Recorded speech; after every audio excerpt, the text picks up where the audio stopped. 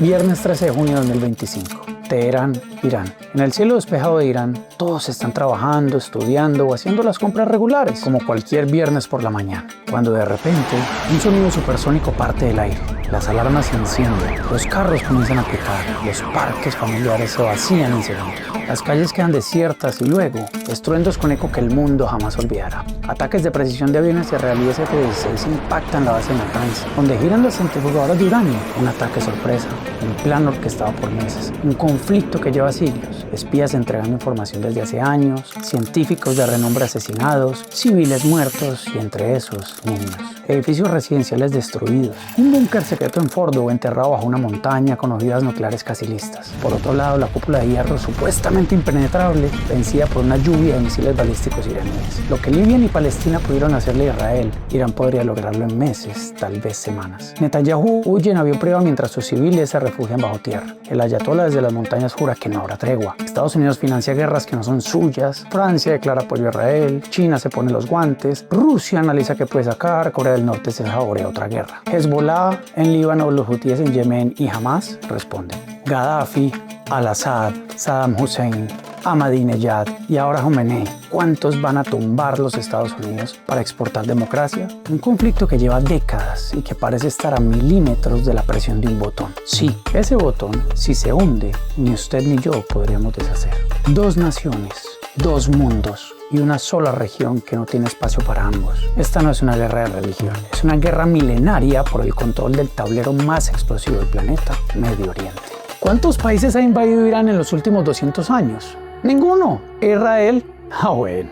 Israel no permitió inspecciones del Organismo Internacional de Energía Atómica, o IEA, en sus instalaciones, pero todos sabemos que tiene ojivas nucleares, entre 90 y 100 según estimaciones. Y sin embargo, Occidente insiste en que el problema es Irán, el fanático, el suicida, el que hoy hay que controlar. Pero esa historia está incompleta, porque a veces el malo es simplemente el que no se deja dominar, o el que no invierte millones en propaganda para parecer héroe o víctima. ¿Recordás alguna película donde Israel sea el villano? Yo tampoco. Este video no es una clase de historia ni un noticiero más, es una cirugía cruda sobre el verdadero conflicto entre Israel e Irán. No el que te muestran en titulares, sino el que se mueve bajo la mesa hace décadas.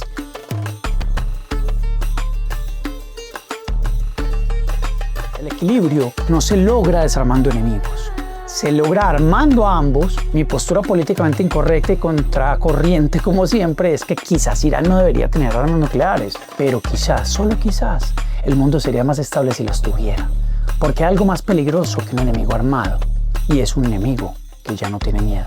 Si Irán tuviese la bomba, Israel no estaría bombardeándolo porque sabría el costo y sería un suicidio mutuo. Y la guerra, te guste o no, funciona así. Uno ataca solo cuando cree que puede ganar sin perder demasiado. Mientras tanto, la narrativa se sostiene. Irán es peligroso, Israel es la víctima, Occidente es el defensor de la paz. Pero nadie te dice que Irán no ha invadido un país en más de 200 años. Mientras que Estados Unidos e Israel, sí, y varias veces. La propaganda funciona cuando te la repiten toda la vida. Hoy vas a ver por qué, cómo nació este odio, quién lo alimenta y por qué, sí, lo sostengo, Irán tiene razones para resistirse.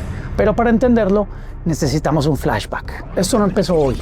Este odio lleva décadas cocinándose. Capítulo 1. El origen. Año 1979. Irán se convierte en una república islámica. El ayatolá toma el poder y declara a Israel enemigo del Islam. Antes del 79, Irán era un reino moderno, occidentalizado, industrial. No era un desierto de cabras como muchos lo imaginan. Tenía universidades, producción científica, petróleo, arte, cine, tecnología y una monarquía bajo el Shah Mohammad Reza Pahlavi. ¿Quién lo puso ahí? Pues Estados Unidos y Reino Unido. Después de derrocar al primer ministro Mohammad Mossadegh en el 53 mediante un golpe de estado llamado Operación Ajax, ejecutado por la CIA. Vieja fórmula, ¿no? La razón: Mossadegh había nacionalizado el petróleo iraní, rompiendo con los intereses de Occidente. A partir de ahí, Irán fue transformado en un peón estratégico, un país rico, con base militar gringa incluida y una élite completamente alineada con Washington. Pero debajo el pueblo hervía y cuando llegó Khomeini la olla explotó. Pero el odio no es solo ideológico, también es existencial. Irán se ve a sí mismo como el corazón del Islam chiita, Israel como la fortaleza geopolítica de Occidente.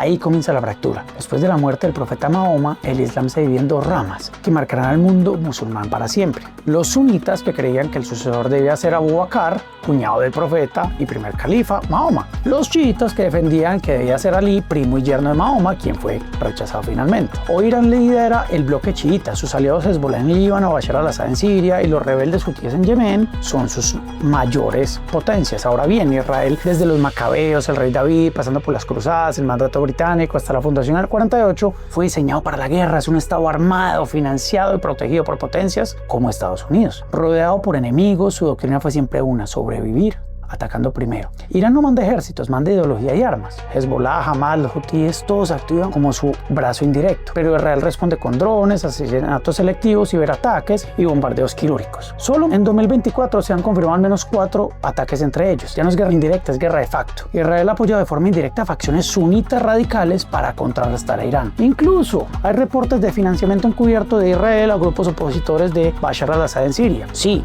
algunos de esos eran extremistas sunitas. La conclusión es incómoda: guerras proxy. Ojo acá, Israel condena públicamente el terrorismo radical islámico en televisión, pero en privado financia a radicales sunitas islámicos, los oponentes de Irán, para frenarlo. Todo esto de la mano de su principal socio, Estados Unidos. En Washington, el pro israelí maneja millones: AIPAC, donaciones corporativas, influencia política. Solo mire esto: ¿quién es el CEO de BlackRock? Larry Fink, CEO de Pfizer. Incluso el CEO de OnlyFans ha sido vinculado con donaciones al Comité de Relaciones entre Estados Unidos e Israel. Y adivinen de dónde es este CEO. Es una élite que no gobierna, pero presiona. No es que Israel domine al mundo, pero se influye en quienes lo hacen, desde fondos de inversión hasta medios, farmacéuticas y comités de campaña. Israel tiene alineado un músculo de presión silencioso, pero efectivo. Capítulo 2. ¿Cuál es el objetivo secreto de esta guerra? Pues petróleo, viejo. Controlar el estrecho de Hormuz, por donde transita aproximadamente el 20% del petróleo mundial y parte crucial del gas natural licuado. Gaza, dejemos de bobadas, ya no es una amenaza. Palestina no es un estado consolidado. Hezbollah, debilitado. Siria, destruida. El último muro o piedra que impide que Estados Unidos e Israel controlen el Medio Oriente es Irán.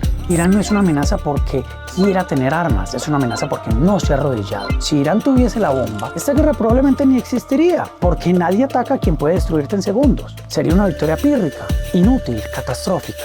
Tal vez el mundo no necesita menos armas, tal vez necesita equilibrio. Y si Irán cae, la balanza se inclina definitivamente hacia un solo lado. Y esa, sí, es mi postura. Hoy Irán sigue refinando uranio bajo tierra. Sus centrifugadoras giran en cascadas nucleares, protegidas dentro de un complejo excavado bajo una montaña. Nadie puede bombardear eso sin provocar una guerra regional total. Y entonces aparece la pregunta incómoda: si Israel tiene armas nucleares, ¿por qué Irán no puede tenerlas? ¿Qué pasaría si esto escala?